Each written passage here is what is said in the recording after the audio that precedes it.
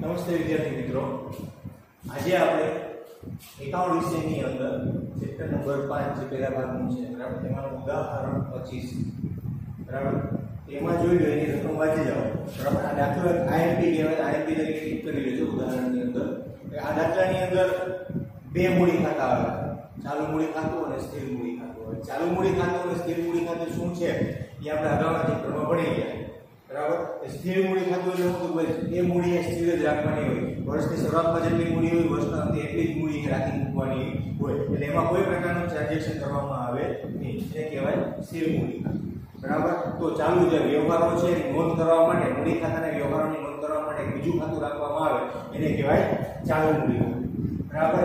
તો આમાં શું છે, તો જે મૂડી ખાતામાં જે એન્ટ્રી થતી હોય એ બધી મૂડી એન્ટ્રી ક્યાં કરવાની થાય, ચાલુ મૂડી ખાતામાં. સ્થિર મૂડી ખાતામાં કોઈ પ્રકારની એન્ટ્રી કરવાની આવે નહીં. વર્ષની શરૂઆતમાં જે મૂડી હોય એ વર્ષના અંતે એટલી મૂડી રાખવાની હોય બરાબર. એટલે આને કહેવાય મૂડી ખાતું, આને કહેવાય ચાલુ મૂડી ખાતું. હવે ખબર કેમ પડે કે ભાઈ ચાલુ મૂડી ખાતાની પદ્ધતિ સ્થિર મૂડી ખાતાની પદ્ધતિ અથવા બે ખાતા ક્યારે બનાવવા બરાબર. તો આપણે પાકા સરવાળાની અંદર બરાબર રકમ વાંચો ઉદાહરણ 25 માંની, તો એની અંદર તમને બે ખાતાની બાકી આપેલી હોય. જ્યારે પણ બે ખાતાની બાકી આપેલી હોય ત્યારે બે ખાતા બને. બે ખાતા એટલે કે ચાલુ મૂડી ખાતું અને સ્થિર મૂડી ખાતું બરાબર. તો આ દાખલાની અંદર તમે રકમ વ્યવસ્થિત પહેલે રકમ વાંચી જાય બરાબર. રકમ વાંચ્યા પછી તમારે દાખલો ગણો બરાબર. તો આની અંદર ક્યાં ક્યાં ખાતા બનશે બરાબર, તે પ્રમાણે મૂડી ખાતું, પુનઃ મૂલ્યાંકન ખાતું, ચાલુ મૂડી ખાતું, સ્થિર મૂડી ખાતું, પ્રવેશ બાદનું કાપુ સરવૈયું અને રોકડ ખાતું બરાબર. તો આપણે દાખલો ગણવાની શરૂઆત કરીએ. રકમ વ્યવસ્થિત વાંચી લઈએ ત્યાર બાદ દાખલો ગણો બરાબર. તો હવે આગળ જોઈએ આપણે કે ભાઈ ઉદાહરણ 25 એની અંદર મેં સ્ટેપ લખાવેલા છે. સ્ટેપ પ્રમાણે પહેલું સ્ટેપ શું છે, તો ભાઈ ત્યાગ ગોતી લેવો બરાબર. જૂનું પ્રમાણ અને નવું પ્રમાણના આધારે ત્યાગ ગોતવાનો થાય, અથવા તો જે કહ્યા પ્રમાણે તમારે ત્યાગ ગોતવાનું થશે. તો રકમ વાંચતા જોઈ લઈએ ત્યાગ કેવી રીતના મળશે. તો ભવ્ય અને દીપ 5:3 ના પ્રમાણમાં રકમ અનુસાર વેચી રહેતા ભાગીદારો છે. 31/3/17 ના રોજ તમે પેઢીનું પાકું સરવૈયું નીચે મુજબ હતું. તો આનું જૂનું પ્રમાણ શું મળ્યું આપણે, 5:3.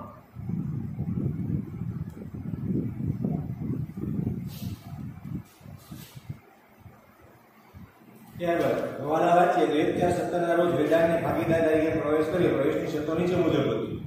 વેદાંત ₹50,000 નો અંગત ફર્નિચર પેઢીમાં લાવે છે. લેણદારોમાં 40,000 વેદાંતને ચૂકવવાના છે, મૂડી ખાતે લઈ જવા. વેદાંતને ભવિષ્યના નફામાં 1/55 ભાગ આપવાનો રહેશે. વેદાંત પાઘડી પેઢી 30,000 રોકડમાં લાવશે. પેઢીની પાઘડીનું મૂલ્યાંકન 2 લાખ કરવામાં આવ્યું. ઉધાર ખરીદીના 10,000 લેણદારો ખાતે અને ખરીદ ખાતે નોંધવાની બાકી છે. આખર માલના સ્ટોકનો સમાવેશ થઈ ગયેલો છે. 30,000 ના સ્ટોકની બજાર કિંમત 24,000 છે. કારીગર વળતર અનામત પેટે જવાબદારી 24,000 છે. રોકાણ પર મળવાનું બાકીનું 16,000 નોંધવાનું બાકી છે. તો આની અંદર જોઈએ તો આમાં નવું પ્રમાણ ક્યાં આપેલું છે નહીં. હા, નવા ભાગીદારનો હિસ્સો આપેલો છે. હવાલા નંબર 3 માં વેદાંત છે, નવો ભાગીદાર છે એટલે નફામાંથી 1/55 ભાગ મળે છે. નવા ભાગીદાર એટલે કે નવો ભાગીદાર વેદાંત નફામાં ભાગ 1/55 છે. હવે આપણે આની અંદર નવું પ્રમાણ ક્યાં આપેલું છે નહીં. જ્યારે જૂનું પ્રમાણ અને નવા ભાગીદારનો નફાનો ભાગ આપી દીધેલો હોય તો ત્યારે ત્યાગનું પ્રમાણ શું રાખવાનું બરાબર. તો બીજી કોઈ વિગત ન હોય ત્યારે ત્યાગનું પ્રમાણ પણ શું માની લેવાનું, જૂનું ભાગ, જૂનું પ્રમાણ. એટલે જૂનું પ્રમાણ બરાબર ત્યાગ થઈ જાય. ત્યાગ બરાબર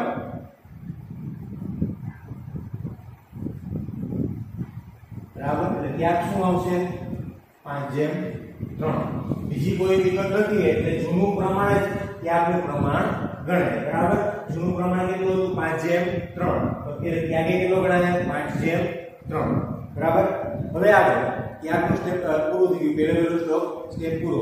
ખાતા બનાવી લીધા બરાબર.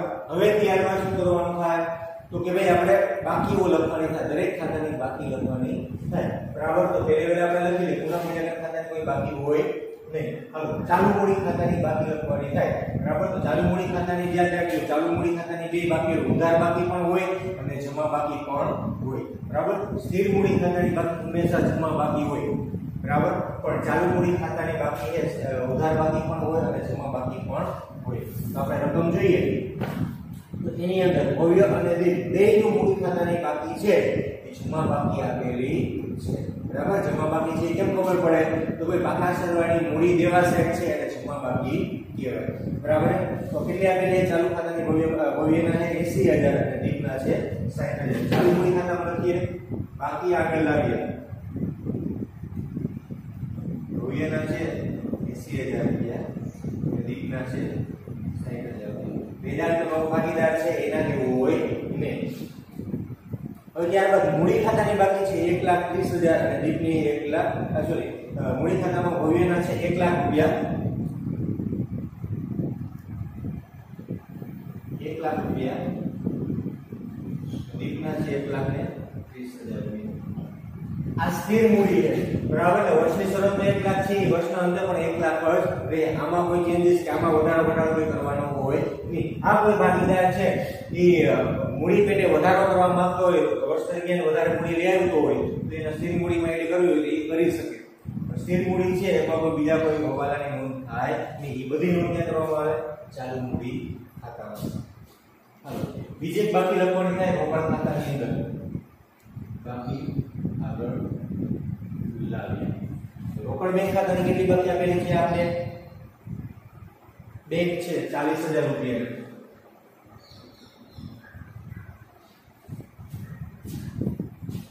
હાલો ત્રીજો સ્ટેપ પૂરો થઈ ગયો યાદ હોય તો પહેલો સ્ટેપ પછી ખાતા બનાવ્યા બીજું સ્ટેપ ખાતાની બાકી લેખી ત્રીજું સ્ટેપ ચોથું સ્ટેપ હવે પાકા સરવાળાની મૂડી દેવા સાઈડ જોવાનું પાકા સરવાળાની મૂડી દેવા સાઈડ જોઈએ અને નહીં વેચાયેલ રકમ સામાન્ય અનામત અકસ્માત ભંડોળ આ બધાને હે ભાગીદારો વચ્ચે વેચવાનું થાય જો કોઈ હવાલો ન હોય તો પેલે પ્રોવિડન્ટ ફંડ છે એ ભાગીદારો વચ્ચે વેચાય નહીં લેણદારો છે એ વેચાય નહીં કારીગર વળતર અનામત 40,000 પડ્યું આ ભાગીદારો વચ્ચે વેચાય તો ક્યારે વેચાય કે જો અનામતને આમ કોઈ દાવો ન હોય ત્યારે તો આપણે હવાલા વાંચ્યા એમાં કોઈ પણ પ્રકારનો દાવો છે આમાં આ છે હવાલા નંબર 8 માં એક દાવો છે કે કારીગર વળતર અનામત પેટે જવાબદારી 24,000 ની થઈ છે કેટલાની જવાબદારી થઈ છે 24,000 આપણી પાસે ફંડ કેટલું પડ્યું છે 40,000 24,000 નો દાવો આપણે સ્વીકારી દઈએ બરાબર તો એક કોણ કરવાની થાય કારીગર અકસ્માત વળતરનું દાવો એટલું જ રાખીએ બરાબર કેટલો છે 24,000 હવે આપણી પાસે કારીગર વળતર અનામત પડ્યું કેટલું 40,000 રૂપિયા એમાંથી દાવા પેટે આપણે કેટલા દેવાના થયા 24,000 વૈધા કેટલા 16,000 આ 16,000 છે આનું શું કરવામાં આવશે તો ભાગીદારો વચ્ચે વહેંચાઈ જાય કયા પ્રમાણમાં તો કે 5:3 ના પ્રમાણમાં બરાબર છે તો બે ભાગીદારો હોય તો જૂનું પ્રમાણ શું છે 5:3 તો 5:3 ના પ્રમાણમાં આ સોરી કારીગર વળતર અનામતના પૈસા વેચાય એની નોંધ ક્યાં કરવામાં આવશે તો કે ભાગીદારોના ચાલુ મૂડી ખાતામાં કરવાની થાય સ્થિર મૂડી ખાતામાં નોંધ ન થાય કારણ કે આની મૂડી વધે નહીં અને ઘટે નહીં એ સ્થિર છે બરાબર તો આપણે લખી નાખીએ કારીગર અકસ્માત વળતર ભંડોળ અથવા તો અનામત કેટલું વધ્યું 16,000 તો 40,000 પર 24,000 નો દાવો હતો બરાબર જેની નોંધ કરી નાખી ચૂકવો નથી પણ ચૂકવવાનો હોય એટલે મૂડી દેવા બાજુ નોંધ કરી બરાબર વૈધા કેટલા 16,000 હવે આ 16,000 છે એ જૂના ભાગીદારો વેચી લેશે એટલે કે 10,000 અને 6,000 બરાબર કયા પ્રમાણમાં વેચવાનું થાય 5:3 ના પ્રમાણમાં વેચતા ભવ્યના ભાગમાં કેટલા આવે છે 10,000 અને દીપના ભાગમાં કેટલા આવે છે 6,000 રૂપિયા બરાબર એટલે કારીગર વળતર અનામતનો નિકાલ થઈ ગયો હવે આવે છે મૂડી ખાતા તો એની આપણે નોંધ કરી નાખીએ બરાબર બીજી સાઈડ જોઈએ પાકા સરવૈયાની મિલકત લેણા પડે બરાબર તો એમાં ત્રણ વસ્તુનો નિકાલ કરવાનો હોય જૂની પાઘડી બરાબર જાહેરાત ઝુંબેશ ખર્ચ અને કારીગર જાહેરાત ઝુંબેશ ખર્ચ અને બીજું આવે છે સંશોધન અને વિકાસ આ ત્રણ ખર્ચા ત્રણ જ વસ્તુની પાકા શરીર મિલકત લેણા સાઈડનો નિકાલ કરવાનો હોય આમાં એ કોઈ વસ્તુ આપેલી નથી પાકું સરવૈયું જોતા પાઘડી નથી આપેલી જૂની પાઘડી પણ આમાં આપેલી નથી જાહેરાત ઝુંબેશ ખર્ચ પણ આપેલો નથી અને સંશોધન અને વિકાસ ખર્ચ પણ આપેલો નથી એટલે આપણે એની કોઈ નોંધ કરવાની થતી નથી બરાબર હવે પછીનું સ્ટેપ આવે છે હવાલાઓની નોંધ કરવી બરાબર છે તો હવાલા એક પછી વાંચતા જઈએ અને એની નોંધ કરતા જઈએ બરાબર હવાલા નંબર 1 વેદાંત 50,000 માં તેનું અંગત ફર્નિચર પેઢીમાં લાવશે. વેદાંત કોણ? તો કે નવો ભાગીદાર. નવો ભાગીદાર છે એ મૂડી પેટે શું લઈ આવે છે? રોકડ નથી લઈ આવતો, પણ ફર્નિચર લઈ આવે. શું લઈ આવે છે? ફર્નિચર. કેટલાની કિંમતનું ફર્નિચર લઈ આવે છે? તો કે 50,000 રૂપિયા. બરાબર. ધંધાની અંદર ફર્નિચર આવશે, એની આમ નોંધ કરવી તો શું થાય? ફર્નિચર ખાતે ઉધાર તે વેદાંતની મૂડી ખાતે જમા. એ ફર્નિચર મૂડી પેટે ફર્નિચર લઈ આવે છે તો બરાબર. રોકડ નથી લઈ આવતો, રોકડ લઈ આવતો શું થાય? રોકડ ખાતે ઉધાર તે વેદાંતના મૂડી ખાતે જમા. પણ તો આમાં રોકડ નથી લઈ આવતો, ફર્નિચર લઈ આવે તો ફર્નિચર ખાતે ઉધાર તે વેદાંતના મૂડી ખાતે જમા. ફર્નિચર આવ્યું, ફર્નિચર ક્યાં હોય? તો કે પાકા સરવૈયામાં. તો પાકા સરવૈયામાં ફર્નિચરની નોંધ કરી નાખો. વેદાંતની મૂડી કેટલી છે? 50,000 રૂપિયા. હાલો, ધંધાની અંદર 50,000 ફર્નિચર આવ્યું, જેની નોંધ કરી નાખી. હવે બીજી નોંધ ક્યાં થશે? તો કે ભાઈ વેદાંતના મૂડી ખાતાની જમાવાળું. બરાબર. આ ફર્નિચર લેવો એ મૂડી છે ને, મૂડી કઈ મૂડી ગણાય? એની સ્થિર મૂડી ગણાશે. બરાબર. તો એની નોંધ અહીંયા કરવામાં આવશે. ફર્નિચર ખાતે મૂડી પેટે. બરાબર. કેના ખાતામાં આવશે? વેદાંતના ખાતામાં. લેવો ફર્નિચર, પણ એ ફર્નિચર એના માટે કહેવાય મૂડી, એટલે એની મૂડીમાં નોંધ કરી. બરાબર. હવે આગળ લેણદારોમાં 40,000 વેદાંતને ચૂકવવાના છે, જે તેના મૂડી ખાતે લઈ જવા. હવે આપણે પાકું સરવું જોઈએ તો એની અંદર લેણદારો કેટલા આપ્યા? જોજી 80,000 રૂપિયા. બરાબર. પાકા સરવાની મૂડી દેવા બાજુ જોવો તો 80,000 રૂપિયાના આપણા લેણદારો હતા. એ લેણદારોની અંદર 40,000 રૂપિયા તો આપણે વેદાંતને ચૂકવવાના હતા. એને ચૂકવવાના હતા? વેદાંતને ચૂકવવાના હતા. લેણદારોમાં 40,000 વેદાંતને ચૂકવવાના છે. 80,000 જે આપણા લેણદારો હતા એમાં 40,000 રૂપિયા વેદાંત છે એને ચૂકવવાના હતા. તો વેદાંતે શું કીધું કે પૈસા મારે જોતા નથી, એટલે માફ નથી કરી દીધા, પરંતુ એને શું કીધું કે એટલી જ મારી પેઢીની અંદર મૂડી ગણી નાખો. બરાબર. એટલે એટલા 40,000 ના લેણદારોમાં ઘટાડો થાય અને એટલી જ મૂડી પછી વેદાંતની પેઢીની અંદર વધી જશે. બરાબર છે. તો એની આપણે નોંધ કરી નાખીએ. અહીંયા લેણદારો કેટલાના હતા? 80,000. એમાં વેદાંતની મૂડી કેટલી થઈ ગઈ? 40,000. બરાબર. તો લેણદારો કેટલા થઈ ગયા? 40,000. અંદર લખ્યા જે હવાલો અસર કરે છે એટલે. બરાબર. ટોટલ લેણદારો આપણે જે પૈસા ચૂકવવાના હતા 80,000 હતા, એમાંથી 40,000 તો આપણે વેદાંતને ચૂકવવાના હતા. તો વેદાંત કે મારે પૈસા જોતા નથી, એ પૈસા તમે મારા ધંધા આપણા ધંધાની અંદર મૂડી પેટે લઈ લો. હવે વેદાંતને આપણે ચૂકવવાના છે તો લેણદારો કેટલા થઈ ગયા? 40,000. બરાબર. તો આ 40,000 જે વેદાંતે માફ કર્યા એની મૂડી પેટે રહેશે, એટલે મૂડી ખાતાની અંદર એની પાસે મૂડી વધી જશે. કેટલી વધી જશે? 40,000 રૂપિયા. બરાબર. અહીંયા લખશું એના લેણદારો પેટે.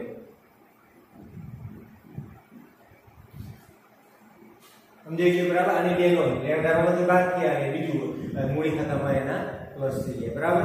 હવે હું તો લેણદારમાંથી પેઢીનો ઈ માલિક થઈ ગયો. બરાબર. આગળ હવાલા નંબર 3. વેદાંતનો ભવિષ્યમાં નફામાં ભાગ 1/5 નો રહેશે. આપણે લખ્યું તો ભવિષ્યમાં નફામાંથી એને 1/5 ભાગ આપવાનો રહેશે. બરાબર. આની કોઈ નોંધ થાય નહીં. બરાબર. આગળ વેદાંત પાઘડી પેટે 30,000 રોકડમાં લાવે છે. વેદાંત પાઘડી પેટે કેટલા લઈ આવે છે? 30,000. પાઘડી પેટે શા માટે લઈ આવે? કારણ કે ભાઈ ચાલુ પેઢીની અંદર નફામાં ભાગ લેવા માટે, ચાલુ ધંધાની અંદર નફામાં ભાગ લેવા માટે એને પાઘડી પેટે પૈસા લઈ આવવા પડે. બરાબર. આ પાઘડીના પૈસા કોણ લઈ જશે? તો કે જૂના ભાગીદારો. તો જૂના ભાગીદારો શા માટે લઈ જાય? કારણ કે જૂના ભાગીદારો છે એ પોતાના નફાનો ત્યાગ કરે છે એટલે. બરાબર. એ નફો કેને મળે? તો કે વેદાંત. બરાબર. ચાલુ ધંધાના નફાની અંદર ભાગ લેવા માટે નવા ભાગીદારે પાઘડી પેટે પૈસા લઈ આવવાના હોય અને આ પાઘડીના પૈસા જૂના ભાગીદાર પોતાના ત્યાગના પ્રમાણમાં લઈ જાય છે. તો જૂનો ત્યાગ કેટલો છે? 5/3. બરાબર છે. તો પાઘડીની વહેંચણી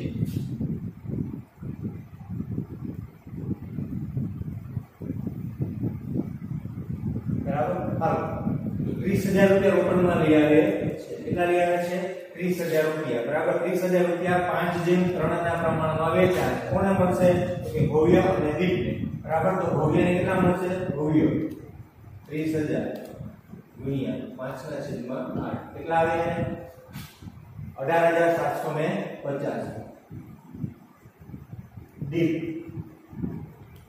30,000 ગુણ્યા 3/8 એટલે કેટલા આવે? 11,250. 30,000 રૂપિયા વેદાંત જે પાઘડી પેટે લઈ આવ્યો છે, બરાબર, એની આમ નોંધ કરવી એટલે તમે આગળ અગાઉ શીખવાડેલી છે બરાબર કે પહેલા ધંધામાં પૈસા આવ્યા બરાબર રોકડ ખાતે ઉધાર તે પાઘડીના પ્રીમિયમ ખાતે જમા રૂપિયા 30,000 ધંધાની અંદર 30,000 આવ્યા એની શું નોંધ થાય રોકડ ખાતે ઉધાર તે પાઘડીના પ્રીમિયમ ખાતે જમા રૂપિયા 30,000 પછી બીજી નોંધ પાઘડીના પ્રીમિયમ ખાતે ઉધાર તે ભાગીદારોના મૂડી ખાતે જમા બરાબર તો પહેલી વાર આપણે નોંધની ચૂકવણી કરી નાખીએ રોકડ ખાતામાં પૈસા આવ્યા તો કે હા તો લખી નાખો 30,000 રૂપિયા રોકડ ખાતે ઉધાર તે પાઘડીના પ્રીમિયમ ખાતે જમા બીજી નોંધ પાઘડીના પ્રીમિયમ ખાતે પાઘડીના પ્રીમિયમ ખાતું નથી બનાવ્યું તેમાં નોંધ કરશું નહીં તો પાઘડીના પ્રીમિયમ ખાતે ઉધાર તે ભાગીદારોના મૂડી ખાતે જમા તો આ રકમ છે ભાગીદારોના મૂડી ખાતે જમા થશે બરાબર તો અહીંયા થશે પાઘડીનું પ્રીમિયમ 18,750 અને 11,250 રેડી હવે આગળ જોઈ લઈએ મેં તમને કીધું હતું બરાબર કે ભાઈ પાઘડી પેટે કોઈ ભાગીદાર છે પૈસા લઈ આવતો હોય પણ રકમમાં તમને પેઢીની કુલ પાઘડી આપી હોય બરાબર પેઢીની જ્યારે પણ કુલ પાઘડી આપી હોય નવા ભાગીદારનો હિસ્સો હોય ત્યારે ફરીથી પાઘડીની ગણતરી કરી લેવી બરાબર યાદ રાખજો જ્યારે પણ પેઢીની અંદર કુલ પાઘડી આપીને આમાં આપેલી છે બરાબર હવાલા નંબર જોઈએ આપણે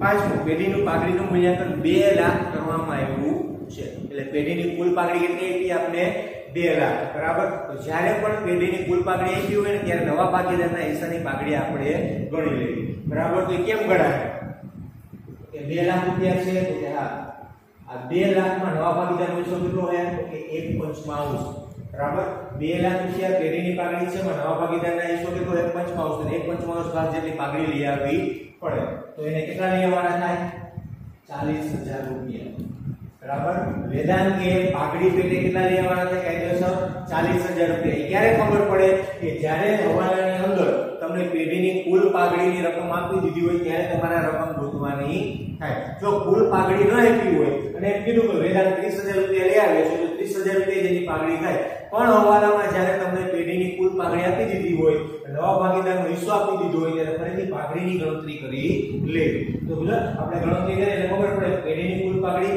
લાખ છે બરાબર નવા ભાગીદારનો હિસ્સો મળે 55 અને પાઘડી પેટે પૈસા કેટલા લેવાના હોય તો કે 40,000 રૂપિયા લેવાના થાય તો પાઘડી પેટે લેવો છે કેટલા કે 30,000 રૂપિયા તો હજી 10,000 રૂપિયા ઘટે છે શેના ઘટે છે તો કે પાઘડી પેટેના બરાબર તો પાઘડી પેટેના પૈસા ઘટે હવે ક્યાંથી લેવાના થાય તો કે મૂડી ખાતામાંથી ઉપાડવાના થાય ક્યાંથી ઉપાડવાના થાય એના મૂડી ખાતામાંથી બરાબર તો મૂડી ખાતા અહીંયા બે આપેલા છે ચાલુ મૂડી ખાતું અને સ્થિર મૂડી ખાતું બરાબર તો સ્થિર મૂડી ખાતામાં કોઈ પૈસા ઉપડે નહીં બરાબર પછી મૂડી સ્થિર રાખવાના તો એની નોંધ ક્યાં થાય ચાલુ મૂડી ખાતામાં બરાબર ચાલુ મૂડી ખાતામાં એના કોઈ પૈસા નથી છતાંય પણ એના પૈસા ઉપડી શકે બરાબર પેઢીનો દેવાદાર થઈ જાય એટલા પૈસા માટે બરાબર સમજાય છે કે નહીં પાછું બરાબર તો પાછો રિપીટ કરી દેવા મુદ્દો કે 2 લાખ પાઘડી છે પેઢીની એમાંથી 40,000 એને લઈ આવવાના થાય 40,000 માંથી 30,000 કોઈ રોકડા લઈ આવે છે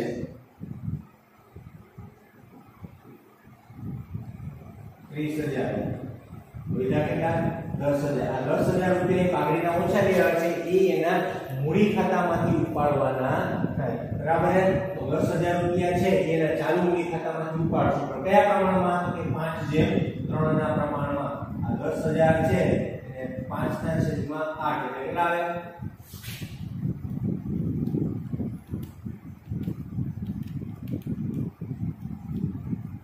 6,250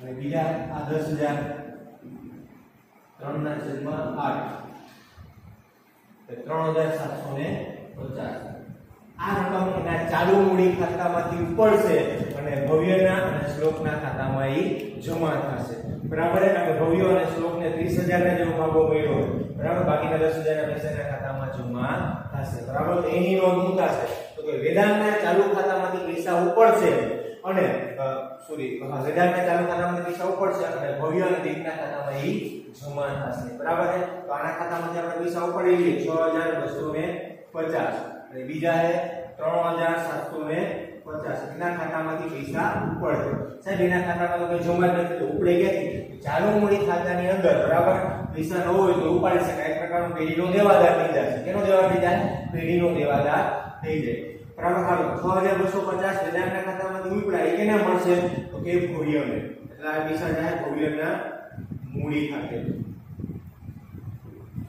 3750 એના ખાતામાંથી ઉપડશે એ કોને મળશે તો કે દીપના મૂડી ખાતે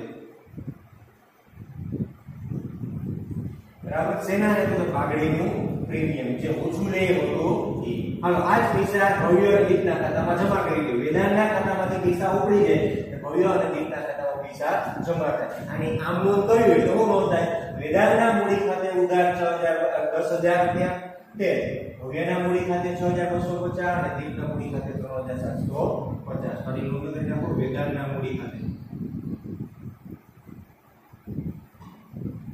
પાઘડીનું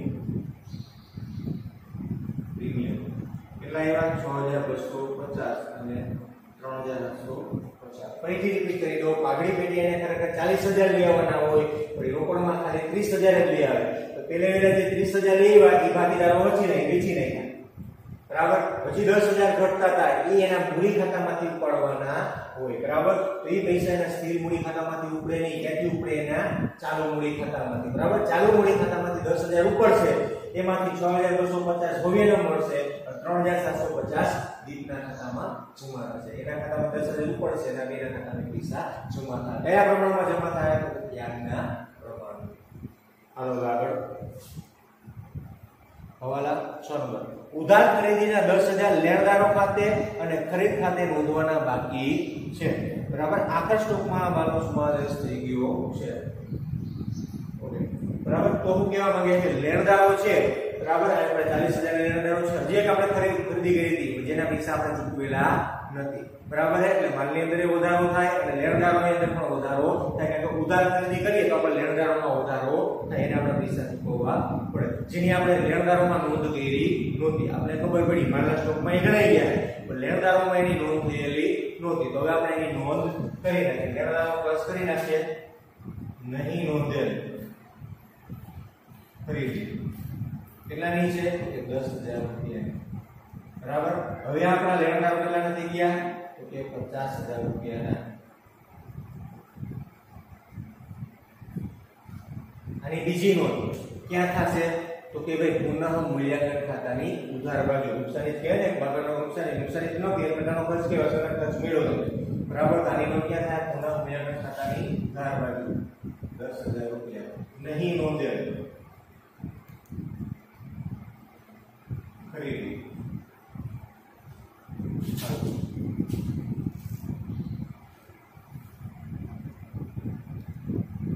30000 ના સ્ટોકની બજાર કિંમત 24000 છે 30000 નો સ્ટોક છે એ બજારમાં વેચવા જાય તો એ 24000 રૂપિયા આવે હવે આપણી પાસે સ્ટોક છે કેટલાનો પહેલા તો ઈ જોઈએ તો કે ચોપડે સ્ટોક છે 40000 રૂપિયાનો ચોપડે સ્ટોક કેટલાનો છે 40000 નો એમાંથી 30000 નો સ્ટોક કેવો હોય કે જેને તમે માર્કેટમાં વેચવા જાવ ને તો કેટલા રૂપિયા મળે તમને 24000 રૂપિયા 30000 ના સ્ટોકની માર્કેટમાં કિંમત 24000 છે બાકીના 10000 ના સ્ટોકની કિંમત તો 10000 એને મળે એમ જ છે તો ટોટલ ઓછા કેટલા મળશે તમને કે 6000 રૂપિયા સ્ટોકની કિંમત 6000 રૂપિયા ઘટી ગઈ છે પાછું રિપીટ કરી દો તમે એમ કહે કે સ્ટોક તમારી પાસે 40000 નો પડ્યો એમાંથી 30000 નો સ્ટોક છે ને એ બજારમાં વેચવા જાવ તો એના તમને કેટલા મળશે 24000 રૂપિયા એટલે ઘટશે કેટલા ખાલી 6000 રૂપિયા સ્ટોકમાં ઘટાડો થયો બરાબર એની નોંધ કરવાની છે સ્ટોક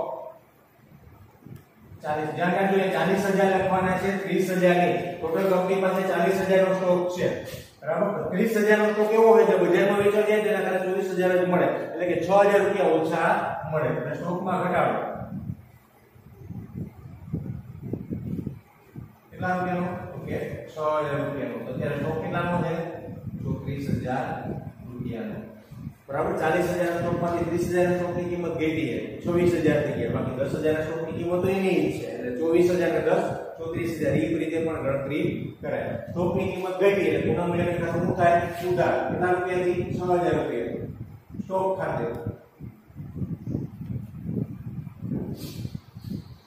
આગળ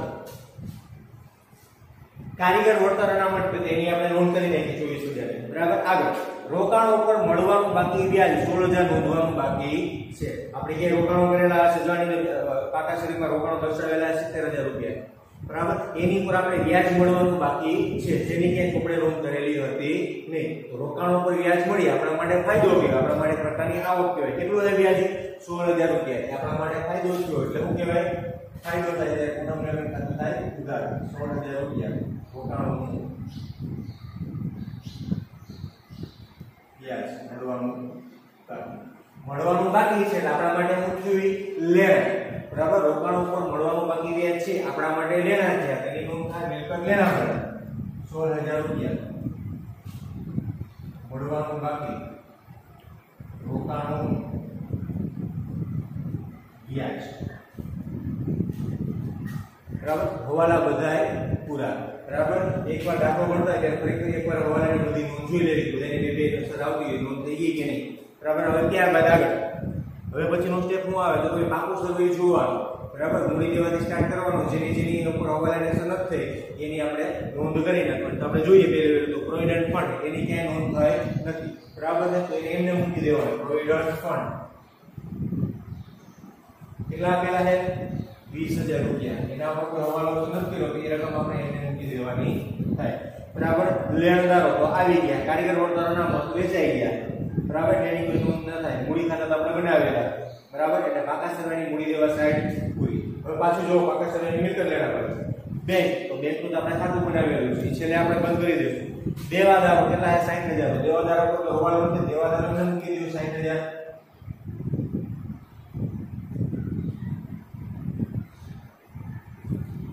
બરાબર. પછી સ્ટોકની આપણે નોંધ કરી નાખી, બરાબર. પછી આવે મકાન, તો મકાન ઉપર કોઈ હવાલો નથી, તો મકાન એને મૂકી દો 3 લાખ રૂપિયા.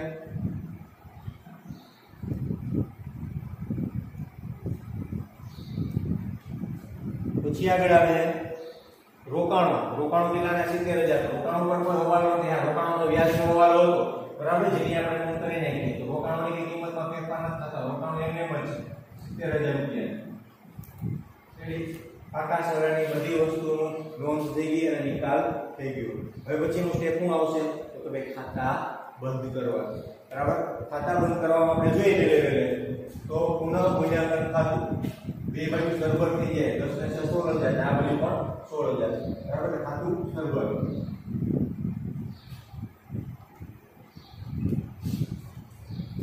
હવે ભાગીદારોના ચાલુ મૂડી ખાતા બંધ કરીએ પહેલા. વેદાંત સ્ટાર્ટ કરીએ તો વેદાંતના ખાતામાં કે જમા નથી, વેદાંતના ખાતામાં ઉધાર છે, બરાબર. ઉધાર બાજુ મૂકો 10000 રૂપિયા. આ બાજુ કેટલા મૂકશું આપણે? 10000 રૂપિયા. એટલે કેટલા કઈ બાજુ તો મૂડી દેવા બાજુ કેટલા રૂપિયા બને? 10000 રૂપિયા, બરાબર. આને લખશું આપણે બાકી આગળ. આ રકમ આપણે ગોઈતી વેદાંત 10000 રૂપિયા, બરાબર. 10000 રૂપિયા. આ કઈ બાજુ લખાય? પાકા સર્વેમાં. અહીંયા કઈ બાજુ આવ્યું છે? જમા બાજુ બધો પાકા સર્વેની કઈ બાજુ થાય? ઉધાર બાજુ. ઉધાર બાજુ કઈ થાય? આ મિલકત લેણા છે. આ બાજુ લખશું આપણે વેદાંતના મૂડી ખાતે કેટલા? 10000. જો વેદાંત પેઢીનો ભાગીદાર જ છે, એના ખાતામાં કઈ પૈસા નહોતા, ચાલુ ખાતામાં કઈ પૈસા નહોતા, છતાં એના ખાતામાંથી પૈસા નીકળ્યા. કેટલા નીકળ્યા? 10000. શા માટે નીકળ્યા? તો પાઘડી પેઢે આ લોકોને આપવા માટે, બરાબર છે. તો આ 10000 ઉપડા એ પેઢીના માટે શું થઈ ગયો? દેવાદાર. જો એટલે આ બાજુ લખ્યું વેદાંતના મૂડી ખાતે 10000 રૂપિયા. વેદાંત પેઢીના પ્રકારનું દેવાદાર થઈ જાય, પેઢીને પૈસા ચૂકવવાના છે, બરાબર ને. ચાલુ મૂડી ખાતામાં નહોતા, મૂડી ખાતું નહીં પણ ચાલુ મૂડી ખાતું લખીએ આપણે વેદાંતના ચાલુ મૂડી ખાતે. જ્યારે વેદાંતે ચાલુ મૂડી ખાતાને તે પૈસા જમા કરાવવાના રહેશે, બરાબર. હવે આ બેના ખાતા બંધ કરીએ, બરાબર. તો 81000 દીપના આવે છે 81000, એ આ બાજુ મૂકી દઈએ 81000, બરાબર. એની બાકી એમને રહેશે 81000. બાકી આગળ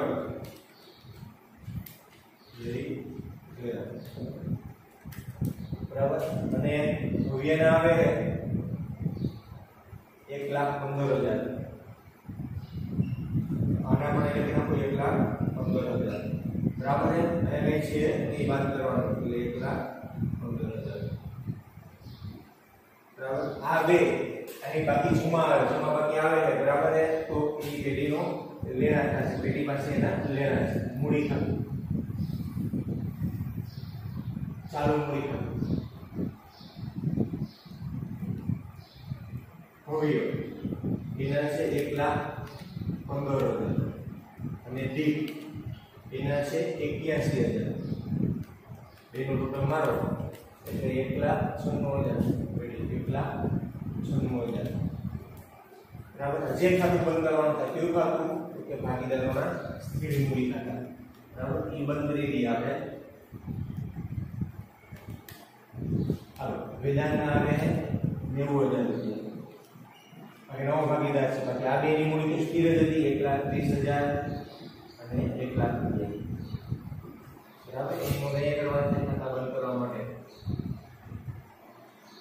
1,00,000 રૂપિયા 1,30,000 અને 90,000 અહીં લખવાના હતા 1,00,000 રૂપિયા 1,30,000 અને 90,000 અને લખશો આપણે બાકી આગળ લઈ ગયા બરાબર હાલો અહીં લઈ આવી સ્થિર મૂડી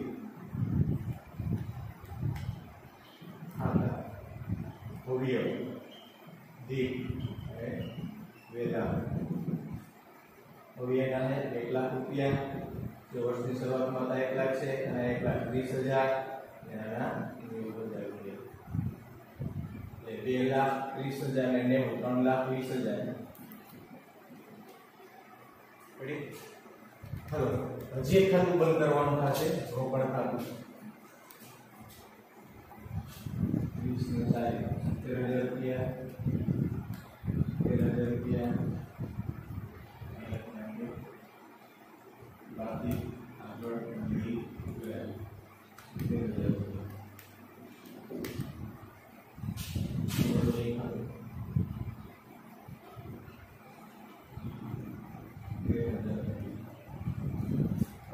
₹50,000 નો ટોટલ મારીએ એટલે ખબર પડે કે 1,00,000 ₹6,10,000 રૂપિયા